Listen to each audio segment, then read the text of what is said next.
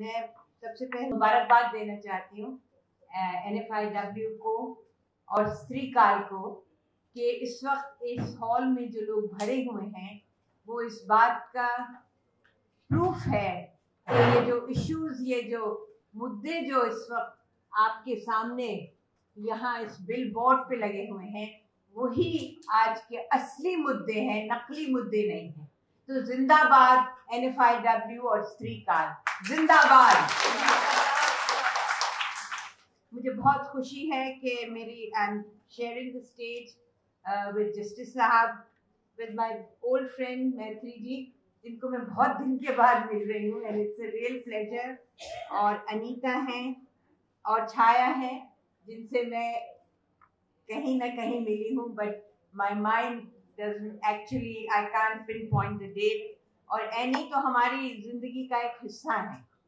Any हमारी जिंदगी का इसलिए हिस्सा है क्योंकि इन्होंने पहली बात ये कही कि पहला प्रहार जो पड़ा है वो हमारे काहे पे पड़ा है, योजना आयोग पे पड़ा है पहला प्रहार।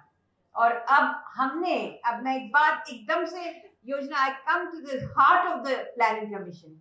हमने कोशिश की थी कि हम सारी योजनाओं में महिला इकोनॉमिस्ट को लाएं और हर सेक्टर में हम जेंडर बजटिंग कराएं। यानी किसी भी सेक्टर, कोई सेक्टर, आमतौर से महिलाएं कहाँ होती हैं, विमेन एंड चाइल्ड में, हेल्थ में, एजुकेशन में, बहुत सही है, बहुत इंपॉर्टेंट है, मगर ट्रांसपोर्ट में, मगर एनर्जी में, मगर जो इन सेक्टर्स में वेयर आर द विमेन। तो हमने सवाल उठाया था कि हर योजना से पहले महिला इकोनॉमिस्ट आके हमको ये बताएं कि कैसे औरतों की भागीदारी हर सेगमेंट में, हर सेक्टर में होनी चाहिए। अगर सड़कें हो तो उसमें औरतें, अगर एनर्जी हो तो उसमें औरतें, एग्रीकल्चर में तो जाहिर है औरतें हैं, एजुकेशन में भी हैं, विमेन एंड चाइल्ड में भी हैं, मगर कन्वेंशनल सेक्टर्स से हटके और सारे सेक्टर्स में औरतों की भागीदारी जरूरी है। और मैंने बहुत कुछ सीखा। हमारी दोस्त बैठी हैं यहाँ, मैत्री, उनको याद भी नहीं होगा जो कहानियां उन्होंने लिखी थी जब हम बेड़िया और बांछड़ा की बात करते थे। कब मैं कह रही हूँ, 1998 में, 1999 में इन्होंने किस तरह से जाके और the most marginalized section of the society, in that she went and she wrote, और कहानियों के माध्यम से she tried to explain, समझाया कि वो क्या वर्ग है, बेड़िया और बांछड़ा कम्युनिटी कौन है, कौन जानता है कि ये कौन है, मगर उनके लिए भी योजनाएं, उनके लिए भी हर योजना में उनकी भागीदारी। तो ये बातें लिटरेचर से हम समझ सकते हैं। जो अभी हमारी बहुत अच्छी जो कन्वीन कर रहे हैं इसको, जिन्होंने हमें इंट्रोड्यूस कराया, हमारी छोटी बहन, उन्होंने जो बात इस वक्त कही है कि कल्चर से, सांस्कृतिक जो इसमें जो कविता है, the poetry, the literature, all the dramatic performance, that is going to give us a sense of depth and a better sense of understanding. तो मुझे इस बात की बहुत खुशी है कि you have kept that very important component as a part of this. अब मैं थोड़ी सी बात आप सिर्फ ये करना चाहती हूँ कि ये जो इस वक्त महिला की भागीदारी की बात हो रही है पार्लियामेंट में, जब ये बात शुरू हुई थी तो गीता मुखर्जी से ये बात शुरू हुई थी। और वो कब शुरू हुई थी, ये 80s में या मिड 70s में बात शुरू हुई थी, जब Geeta Mukherjee member of parliament थी। उस वक्त उन्होंने 33% की बात की थी। हमारा एस्पिरेशन सिर्फ 33% था। उसके बाद अब आपको पता है, एनी आपको आंकड़े देंगी कि क्या what is the proportion, what is the percentage of women representation in parliament, in Lok Sabha, in Rajya Sabha, in Vidhan Sabha, what is the proportion? और जस्टिस साहब ने अपनी जजमेंट्स दी हैं जिसमें उन्होंने इस बात को बहुत मद्देनजर रखा है, इस बात को मद्देनजर रखा है कि हम कहाँ से चले थे और वहीं हमारी सुई अटक के रह गई है।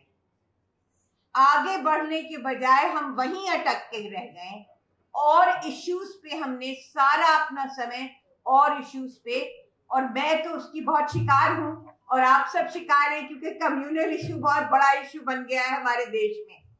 मैं शिकार हूं, आप शिकार हैं, क्योंकि आपको पता है कि how this thing is breaking us apart. The fragmentation of this country is due to the communalisation, जो इस वक्त सांप्रदायिकता का जो एक माहौल बना है, जिससे हम उसी से हम जूझे चले जा रहे हैं। और असली मुद्दे जो हैं, हम हमेशा कहते हैं कि महिलाएं, जब महिलाओं की आधी 50% महिलाएं होंगी, तो जो हमारा साउथ एशिया है, आप भारत की बात करते हैं, मैं पूरे साउथ एशिया की बात करती हूँ, चाहे वो बांग्लादेश हो, श्रीलंका हो, पाकिस्तान हो, नेपाल हो, सब महिलाओं का उनका यही एक मुद्दा है। That objective is that there should be a strong, compassionate and a cosmopolitan South Asia। अब वो ही हमने कोशिश की थी, तरह तरह के एफर्ट्स किए थे हमने कि ये इस बात को we can मर्दों के साथ मिलके, और इस वक्त इतने पुरुष यहाँ खड़े हैं, यंग लड़के खड़े हैं और भी इतने नौजवान, कुछ बहुत नौजवान लोग खड़े, तो मुझे ये लगता है कि that spirit can actually inhere in this whole, in the gathering, today's gathering. नीचे भी एक गैदरिंग हो रही है, अभी हम ऊपर आए, नीचे कोई बहुत बड़ी सी कोई स्त्री शक्ति की कोई गैदरिंग थी, मगर असली हिंदुस्तान का दिल अगर धड़क रहा है तो वो इस गैदरिंग में धड़क रहा है। और आप कभी मत सोचिए कि हम मुट्ठी भर लोग क्या कर लेंगे।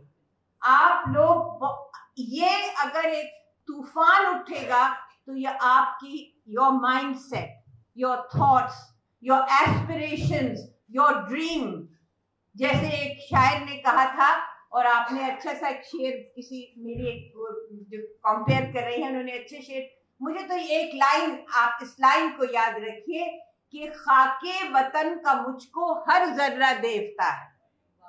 Every grain of sand of this country to me is a देवता। तो ये डॉक्टर इकबाल ने कहा था, और आज से 150 साल पहले उन्होंने कहा था, और आज से उतने ही साल पहले मेरे मेरे परदादा ने ये बात कही थी कि ऐ माओ बहनों बेटियों दुनिया की जीनत तुमसे है। ऐ माओ बहनों बेटियों दुनिया की जीनत तुमसे है, मुल्कों की बस्ती हो तुम्हीं, कौमों की इज्जत तुमसे है। 1905 में उन्होंने ये कहा था, तुम घर की हो शहजादियां, मुल्कों की हो आबादियां, ईमान सलामत तुमसे है। ये हमारी मानसिकता थी, और वो एक मौलाना थे जिन्होंने ये बात कही थी। तो आप समझ सकती हैं कि हमने रिग्रेस, हम लोग पीछे की तरफ हट रहे हैं। तो मैं इस बात से, मुझे मेरे दिल में एक खुशी की लहर है, और मैं इसलिए ज्यादा रुक नहीं सकूंगी क्योंकि हमारे मुहर्रम चल रहे हैं। तो मेरे घर में रोज एक मजलिस होती है जिसमें हम कुछ याद करते हैं, जिससे हमें करेज मिलता है to deal with the present situation. तो इसी कारण मैं I want to stay, I would like to stay till the very end, मगर ये 10 दिन हमारा कमिटमेंट है, इसलिए मैं इस दुआ के साथ और इस लगन के साथ और इस मुहिम के साथ मैं अपनी बात खत्म करती हूँ कि स्त्री काल और NFIW आपको मेरा लाल सलाम।